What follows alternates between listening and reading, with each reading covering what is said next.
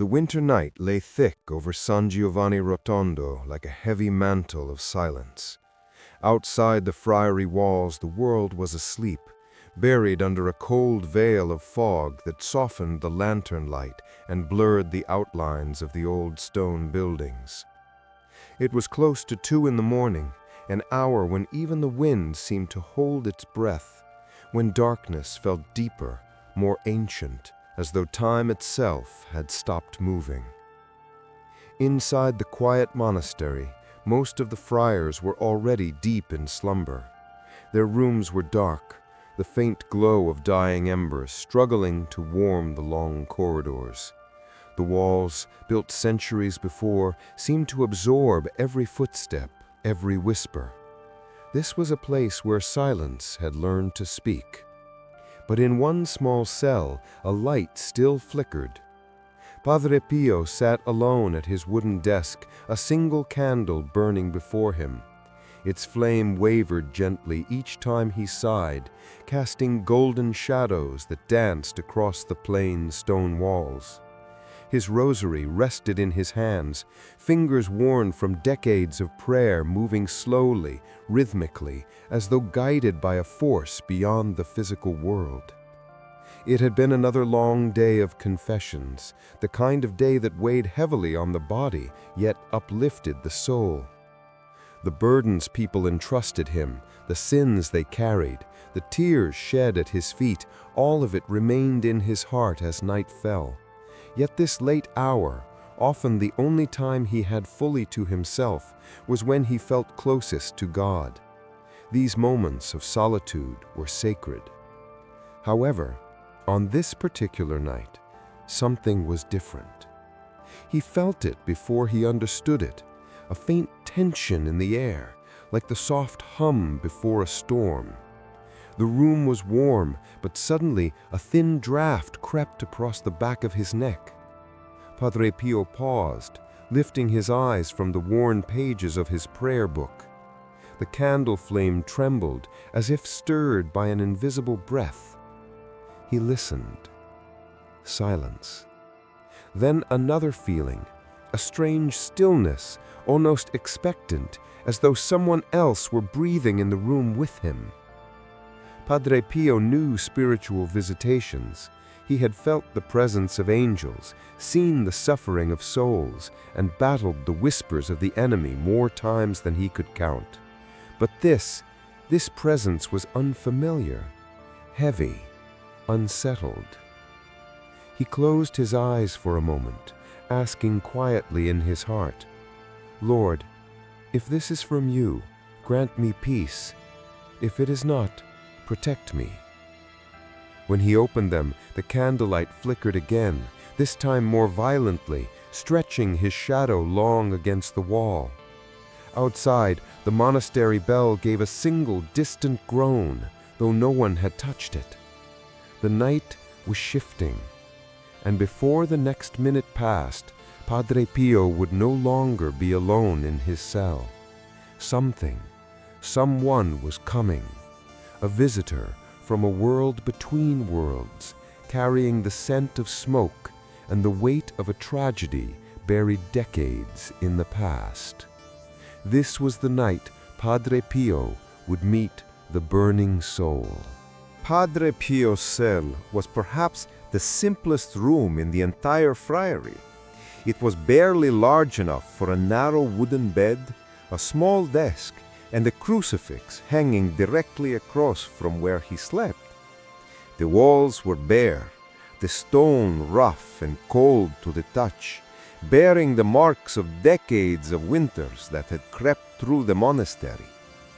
A small shelf held a handful of books, worn prayer volumes, a breviary, and a tattered notebook filled with spiritual reflections.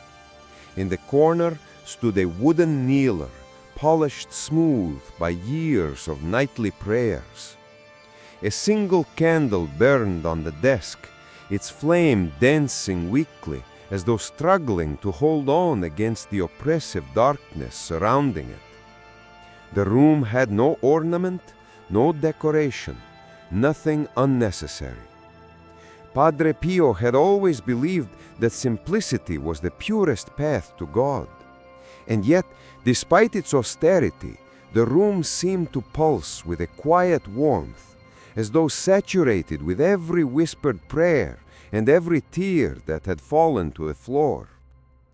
He sat hunched forward, elbows resting on the desk, his hands loosely around the rosary.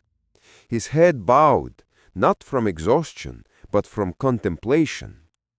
His voice, if anyone had been close enough to hear it, was little more than a whisper, gentle, rhythmic, weaving through the silence like smoke rising into the heavens. He prayed for the sick he had met earlier that day. He prayed for the sinners who had left the confessional trembling. And above all, he prayed for the souls in purgatory. Of all his devotions, this one weighed on him most deeply. Throughout his life, Padre Pio had felt a strange and powerful connection to the soul suffering purification. They came to him in dreams, in visions, sometimes even in waking moments. Many nights he could feel them in the hallways of the Friary, restless, waiting, hoping for the smallest act of mercy. They were not to be feared. To him they were like distant relatives, crying out from across a great chasm. And so he prayed for them with a tenderness that burned deeper than the candle before him. "Lord," he murmured, "grant them rest. Open the gates for those who long for your face. Ease their sorrow." The candle's flame bent sideways as though a breath had passed over it. Padre Pio paused. It was subtle. So subtle he would have dismissed it had he not felt the shift in the air at the same moment. A cold draft brushed the back of his neck, a sensation completely out of place in the stillness of the sealed stone cell. He lifted his head slowly. Another flicker of the candle, another breath, unseen, unfelt except for the sudden chill. He turned slightly, expecting to hear the wind slipping through a crack in the old window shutters. The windows, however, were tight and still. The winter air outside was harsh, yes, but it could not weave its way through the thick walls of the friary so easily. Then came a sound. Soft, almost nothing, like cloth brushing lightly against stone. A small, hesitant shuffle, as if someone had taken a cautious step inside the room. He remained perfectly still, his senses sharpening. He knew the sounds of the monastery well, the settling of old wood, the distant clicking of pipes contracting with the cold, the echoes of other friars waking for late-night prayer. But this sound did not belong to the building. It carried intention. He waited. Another shuffle, a whisper of movement behind him, not loud, but unmistakably real. Padre Pio's heartbeat slowed rather than quickened. Instead of fear, a familiar solemnity came over him, the kind that arrived before spiritual encounters. "Perhaps it is simply my imagination," he thought quietly. But then the smell reached him. Faint at first, so faint it could easily be overlooked. A burnt scent, like smoldering wood or the dying embers of a long-dead fire. Not unpleasant, not acrid, just a thin, ghostly thread of smoke drifting across his senses. It curled into his awareness, unmistakable and entirely out of place in a stone room with a single beeswax candle. His body went still. He knew this smell, not from the present, but from visions, from moments when souls came to him bearing the marks of their suffering. He had encountered the scent of fire, of charred earth, of sorrow burned into the spirit. His fingers closed around the rosary. He did not turn around yet. Instead, he whispered a short prayer under his breath, not of fear, but of readiness. Lord, let me serve you. Let me serve them. The room grew colder. The flames stretched tall, quivering violently as though pulled towards something behind him. Padre Pio inhaled deeply, steadying his voice. If you permit it, Lord, I will listen. And with that, the air shifted once more, heavier now, dense with presence. Someone was there, someone who did not belong to the world of the living, and the scent of smoke grew stronger, wrapping the room like the faint memory of a fire extinguished decades ago. Padre Pio finally turned. At first he could not move. Only his eyes shifted toward the far corner of the small room. The candlelight trembled violently, as though terrified of what it was illuminating. For a heartbeat, the shadows clung stubbornly to the stone walls. Then they parted. A man stood there, not an apparition, not a wavering, translucent spirit. A man, solid, physical, unmistakably real, stood in the center of Padre Pio's cell as naturally as if he had walked in through the door. He appeared to be in his late 60s, perhaps older.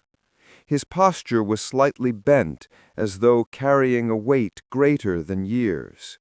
His gray coat, once fine wool perhaps, was scorched at the edges, threads curled and blackened as though licked by flames long ago. His hair was wild, tangled in uneven clumps that stuck to his brow, and streaked not only with age, but with soot. His face was lined deeply, but not with anger. It was sorrow that had hollowed him, sorrow and exhaustion. His eyes, dark, liquid, almost painfully human, carried a sadness so profound it rooted Padre Pio to the floor. For a long second, the friar wondered if he had fallen asleep without realizing it. But no dream had ever been this sharp, this vivid, this unmistakably alive. He could hear the man's breathing, ragged, thin, trembling. He could see the faint rise and fall of his chest. Even the scent of smoke clinging to his clothes was too real. Padre Pio slowly rose from his chair. "Who are you?" he asked quietly, though his voice carried the authority of a priest accustomed to confronting the supernatural. "And how did you get into my room at this hour?" The old man blinked, as though surprised to be addressed directly.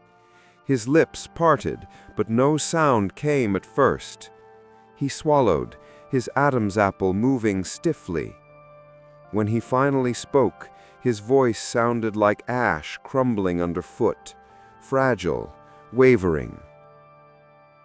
"My name," he began, then stopped as emotion seized him. After a moment, he whispered again, "My name is Pietro Di Mauro." Padre Pio felt something sharp press into his chest, an instinctive awareness, a tightening of the soul rather than the body. The name meant nothing to him, and yet something in the air shifted at the sound of it, as though the walls themselves recognized the man. Pietro continued, taking a hesitant step forward. "I do not come from outside," he said, trembling. "I did not walk through the halls. I have not walked anywhere for many years." Padre Pio's heartbeat quickened. He clutched the rosary, not out of fear, but out of solemn preparation. "Then, from where do you come?" he asked. The old man's eyes glistened. He lifted his hand, palm facing upward, as though offering the truth. "I come," he whispered, "from purgatory." For a moment, the air in the room froze. Even the candle stilled, its flame rigid and tall. The words hung there, suspended between worlds. Padre Pio had encountered souls before, some in dreams, some in waking visions, but rarely had one stood in front of him like this, not as a shadowy presence, but as a man of flesh and sorrow. Pietro's voice cracked as he continued. "I died in this very friary," he said, "in a fire, a terrible fire that consumed my room, consumed me, in the year 1908. As he spoke, his hand trembled violently. His other hand reached to the scorched edge of his coat, gripping it tightly, as if the fabric itself held the memory of his suffering. Flashes, brief, agonizing, seemed to ripple across his expression. The heat, the smoke, the panic of a man trapped in flames. "I remember waking to the smell of burning straw," he murmured. "The fire spread so quickly. I tried to escape, but the beings collapsed." His voice thinned. "I died alone. I died without confession, without absolution." He closed his eyes, and 2 tears, thick and slow, slid down his soot-stained cheeks. Padre Pio felt his heart twist. His instincts moved between compassion and spiritual discernment. Souls could deceive, but suffering never lied, not suffering like this. "And why," he asked gently, "has the Lord permitted you to come to me?" Pietro looked up, and for a moment the weight of an entire lifetime, 2 lifetimes, hung in his eyes. "Because," he whispered, "I am still in purgatory.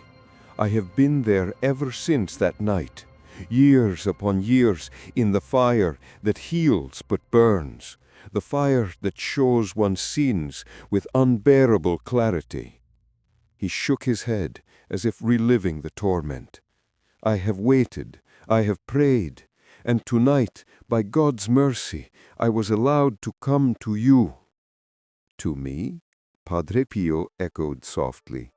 "Yes," Pietro breathed. "To you, because you can help me." His hands clasped together in a pleading gesture. "I need a Mass, one Mass, offered with a pure heart. God has allowed me this chance. I beg you, Father, do not send me away." Padre Pio took a deep breath. His heart pounded against his ribs, not in fear, but in the weight of divine responsibility. He stepped closer, studying the old man's face, searching for deceit, for illusion, for any hint that this could be a demonic trick. But all he saw was sorrow, deep human sorrow. "You appeared to me as a man of flesh," the friar said quietly. "Yes, God has permitted me to take on the form I had in my last moments, to show you the truth of my suffering." "And will you harm me?" Padre Pio asked as part of the discernment. The old man's eyes widened with horror. "No, Father, I would rather be burned again than harm one of God's servants." Silence filled the room, a silence so solemn it felt like a veil between the living and the dead. Padre Pio lowered his rosary slightly, his gesture of acceptance. "I will help you." Pietro's face crumpled with relief, and a sob escaped him, raw and broken. "Thank you, thank you." Before Padre Pio could say more, the candle flame wavered violently, stretching toward Pietro as though pulled by an unseen wind. The air shimmered, just barely, and the old man began to fade. Not dramatically, not like a ghost dissolving, but gently, softly, like a handful of ash carried away by a warm breeze. First the hands, then the shoulders, then the sorrowful eyes, which lingered the longest, silently grateful. The final trace of him vanished as the candle snapped back to stillness. Padre Pio stood alone again, but the scent of smoke remained, hanging in the air like a plea unfinished, a life unresolved, a soul waiting for dawn. The morning after the apparition, Padre Pio walked through the long cloister hallway with the weight of an unspoken truth pressing on his shoulders. Dawn light sifted through the high windows, pale and solemn, illuminating motes of dust that floated like tiny spirits themselves. The encounter with the old man, Pietro Di Mauro, still pulsed in his thoughts like a living wound. His voice, his burnt cuffs, the smell of smoke that had clung to the room even after he vanished. Padre Pio knew what he had seen, yet he also understood the gravity of such a claim. Visions were gifts, but they were also burdens. They demanded discernment, obedience, and often proof. He exhaled slowly and knocked on the door of the Father Superior. The door creaked open, revealing Father Paolino, a stern-faced friar whose sharp eyes missed nothing. "Padre Pio," Father Paolino's voice carried mild surprise, "you're here early. Come in." The room was spare, lined with books and old wooden cabinets stuffed with brittle parchment. A cross hung above the desk, watching everything like a silent judge. Padre Pio sat down. He folded his hands and spoke calmly. "Father, something happened during the night." "A disturbance? Are you unwell?" "No," Padre Pio said quietly. "I received a visitor." Silence cracked the air. "A visitor? At that hour? Who?" The Father Superior leaned forward. Padre Pio swallowed, then spoke with humility but unshaking conviction. "An old man. He appeared in my room. He said his name was Pietro Di Mauro. He told me he died in a fire here in the Friary in 1908. He paused. He asked for prayers. He said he was in purgatory." Father Paolino stiffened as though the air itself had turned cold. "You're telling me a spirit walked into your room," he said slowly, "and spoke to you?" "Yes, Father." Another silence, longer, heavier. Father Paolino's fingers tapped the desk. "This is a serious claim, and a dangerous one. We do not deal lightly with visions, true or imagined." Padre Pio bowed his head. "I know, Father. This is why I came to you first." "Good," Father Paolino said. His tone softened, though caution still ruled his face. "If the man existed, we will find traces of him. If this was a deception from the enemy, we must discern it quickly." He stood, retrieving a ring of old iron keys. "Come with me." They left the office and descended a narrow stone staircase into the archives room. It smelled of age, damp paper, mildew, and the faint earthy scent of ancient dust. The walls were lined with shelves bearing leather-bound registers dating back decades. Father Paolino lit a lantern. "We will search the death records, especially for the year 1908. They set to work. The friary was quiet, except for the soft turning of brittle pages and the occasional dull thump as one ledger was replaced with another. Padre Pio worked in silent prayer, his heart steady but tense. Page after page, name after name, but nothing yet. Father Paolino sighed, wiping his brow.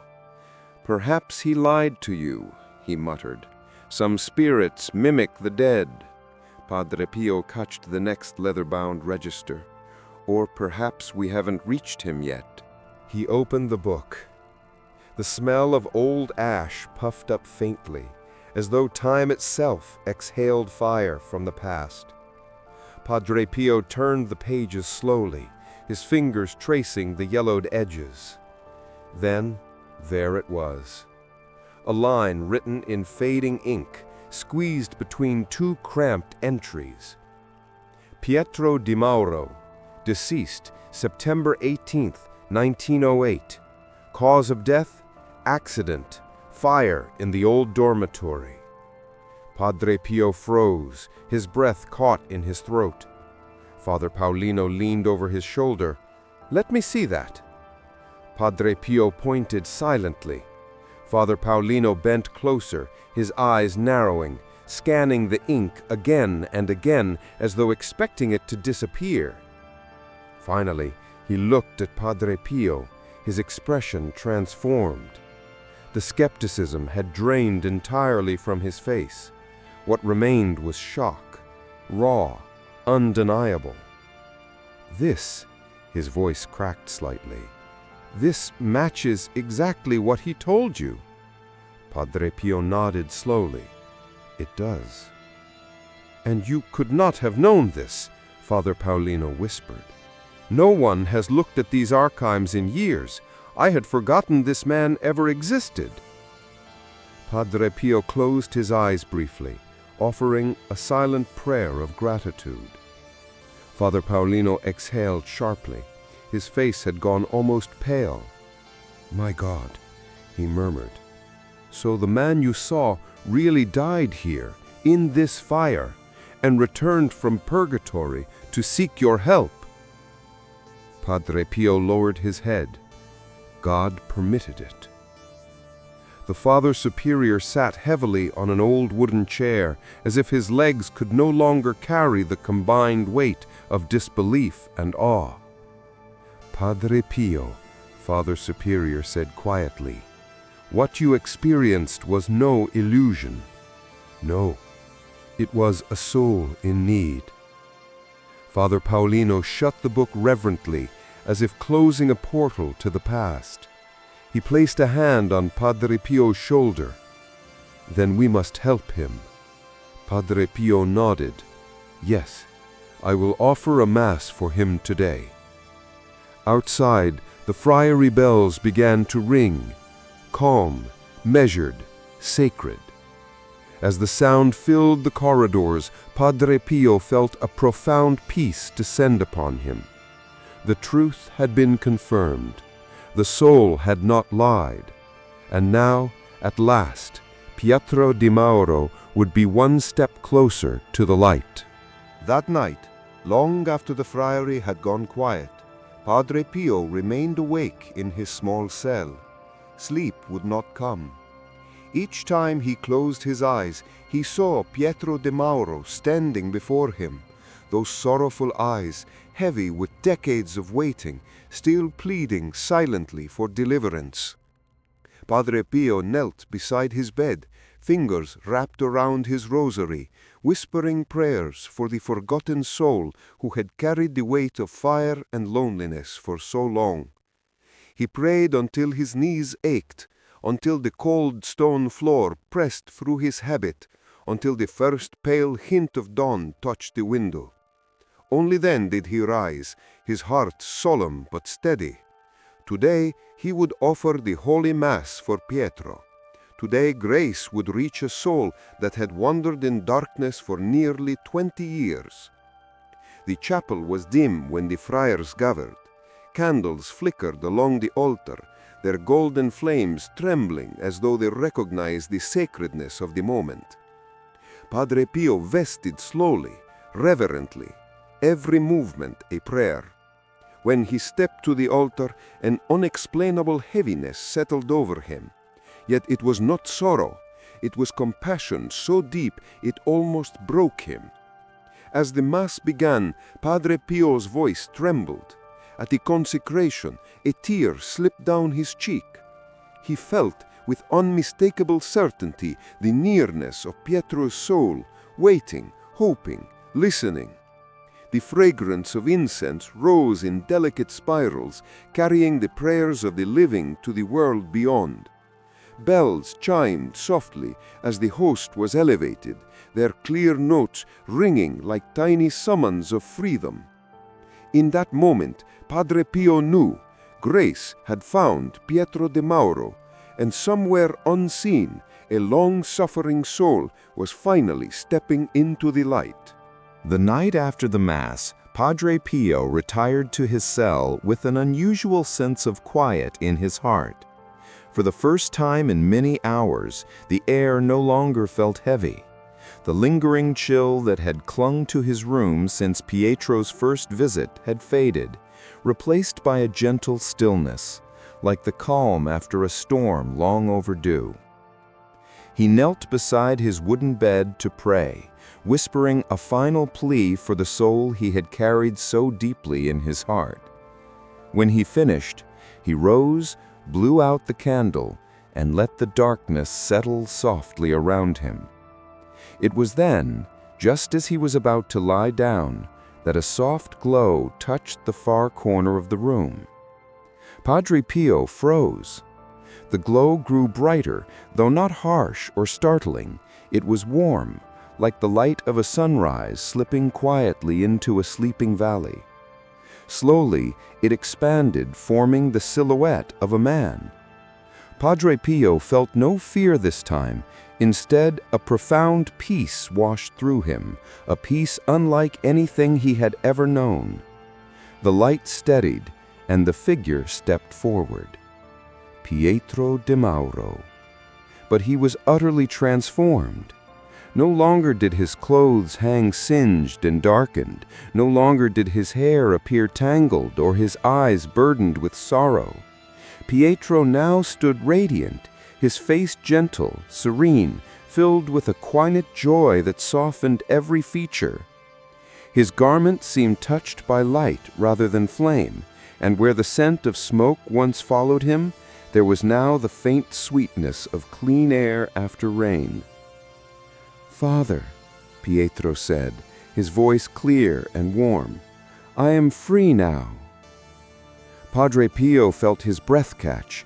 He brought a hand to his heart, stunned by the difference between the man who had stood before him the night prior and the soul now shimmering with peace. "Thanks be to God," he whispered. Pietro smiled, an expression so full of gratitude, so purely human, and yet touched by heaven, that tears stung Padre Pio's eyes. "I came," Pietro continued softly, "to thank you. Your Mass opened the gates for me. After so many years, I have finally seen the mercy I longed for." Padre Pio could not speak for a moment. Joy and humility flooded through him. "Go in peace, Pietro. Rest in the arms of the Lord." The glow around Pietro intensified, becoming soft golden light that wrapped him like a gentle embrace. His form began to dissolve, not abruptly, not like the cold vanishing of a shadow, but like a candle's smoke fading upward into the sky. There was no chill this time, no sudden darkness, no lingering fear. Instead, a warm breeze, impossible in the stone cell, brushed Padre Pio's face. The light dimmed to a faint shimmer, then faded entirely, leaving behind a silence filled not with loneliness, but with profound calm. Padre Pio remained standing long after Pietro disappeared, his heart filled with awe. He knew he had witnessed something sacred, one soul lifted from suffering, one life reclaimed by divine mercy. And as he finally lay down to rest, a soft smile touched his lips. For the first time in years, the room felt truly warm. In the quiet days that followed Pietro's liberation, Padre Pio often found himself returning to the memory of that night. The sorrow in the man's first appearance, the radiance of his second, and the gentle warmth that lingered long after he vanished. These moments became a deep well of meditation for the friar. He reflected on the boundless mercy of God, who does not forget even the most hidden soul, who allows grace to reach into places of pain and longing. Pietro's suffering in purgatory reminded Padre Pio of the countless souls who wait silently, thirsting for prayers, yearning for the light they glimpsed but could not yet enter. And he felt again the weight of his mission, to pray, to atone, to intercede for those who could no longer help themselves. To Padre Pio, the event was not simply a supernatural encounter. It was a profound testament that the Christian life is not an empty wandering, not a meaningless existence swallowed by death.